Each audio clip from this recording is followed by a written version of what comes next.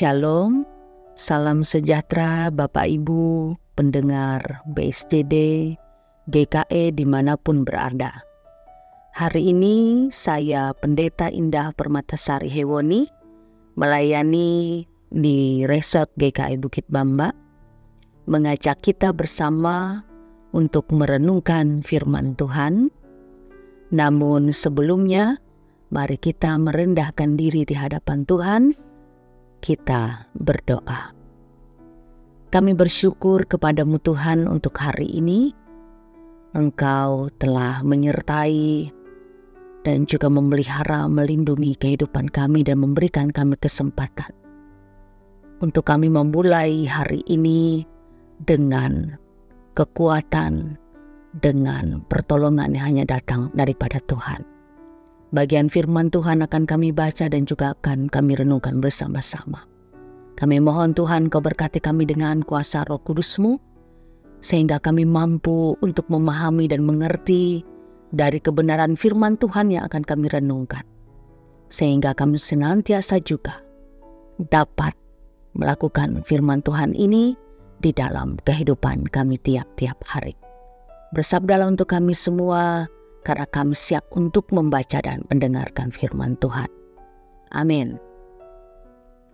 Bapak Ibu yang dikasihi Tuhan, firman Tuhan yang bersama akan kita renungkan hari ini diambil dari kitab Yakobus pasal 5 ayat yang ke-12 sampai dengan ayat yang ke-18 dengan perikop mengenai sumpah dan doa untuk orang sakit. Demikian firman Tuhan. Tetapi yang terutama saudara-saudara, janganlah kamu bersumpah demi sorga maupun demi bumi atau demi sesuatu yang lain. Jika iya, hendaklah kamu katakan iya. Jika tidak, hendaklah kamu katakan tidak, supaya kamu jangan kena hukuman. Kalau ada seorang di antara kamu yang menderita, baiklah ia berdoa. Kalau ada seseorang yang bergembira, baiklah ia menyanyi. Kalau ada seorang di antara kamu yang sakit, baiklah ia memanggil para penatua jemaat, supaya mereka mendoakan dia, serta mengolesnya dengan minyak dalam nama Tuhan. Dan doa yang lahir dari iman akan menyelamatkan orang sakit itu, dan Tuhan akan membangunkan dia.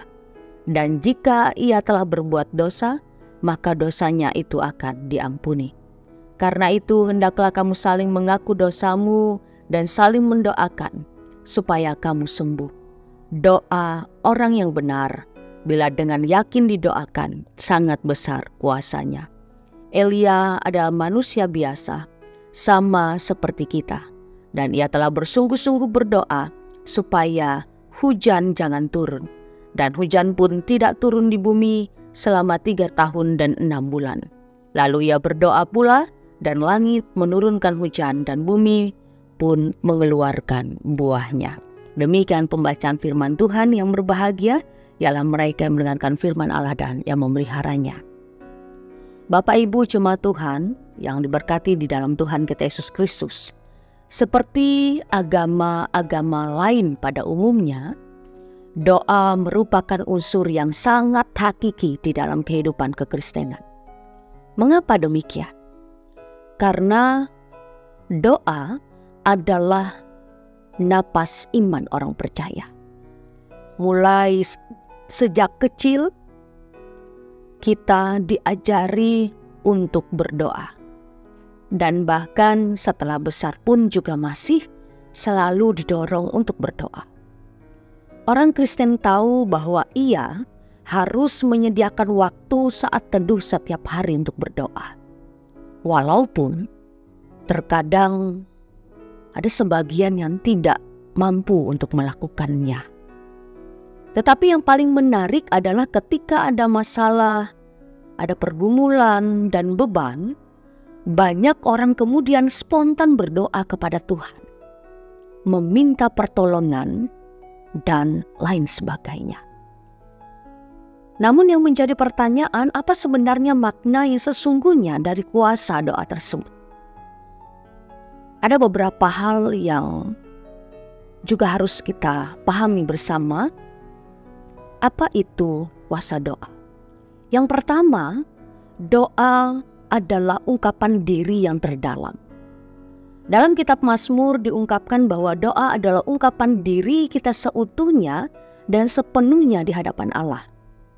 Doa bukan hanya sekedar mantra untuk menyulap atau mewujudkan sesuatu keinginan dari manusia, tetapi itu seluruh adalah ungkapan keberadaan diri dan hidup kita ini di hadapan Tuhan. Berdoa berarti membuka pikiran-pikiran dan perasaan yang paling mendalam dan yang tersembunyi kepada Tuhan. Yang kedua, doa lebih dari sekedar alat untuk mendapatkan sesuatu. Tidak jarang orang Kristen mempunyai pemahaman bahwa doa itu sebagai alat. Ibarat seperti kunci, ketika kita membuka rumah tentu kita memerlukan kunci untuk membukanya. Doa merupakan alat untuk mendapatkan berkat dan harta sorgawi dari Tuhan. Tentu, gambaran doa sebagai alat ini tidaklah salah. Yesus sendiri mengungkapkan dalam kitab Matius, "Mintalah maka kamu akan mendapat." Namun menggambarkan doa sekedar alat untuk memperoleh sesuatu bukan juga mereduksi makna doa yang sesungguhnya, tetapi kemudian sangat berbahaya. Mengapa? Jika ada alat lain yang lebih memudahkan dan canggih, maka tentu kita akan meninggalkan yang lama ini. Agar mendapat keberhasilan, kesehatan dengan cepat dan murah, lalu untuk apa kita berdoa? Jika kemudian doa hanya digambarkan sebagai alat ini, kita baru berdoa ketika memerlukan sesuatu dan berhenti berdoa apabila tidak butuh apa-apa. Disinilah kita akan terjebak dengan keadaan yang kemudian memanipulasi doa hanya untuk kepentingan diri sendiri saja. Dan itulah kenyataan yang seringkali terjadi terhadap manusia. Dan yang ketiga, kuasa doa. Doa yang efektif yaitu doa yang dipanjatkan oleh orang benar.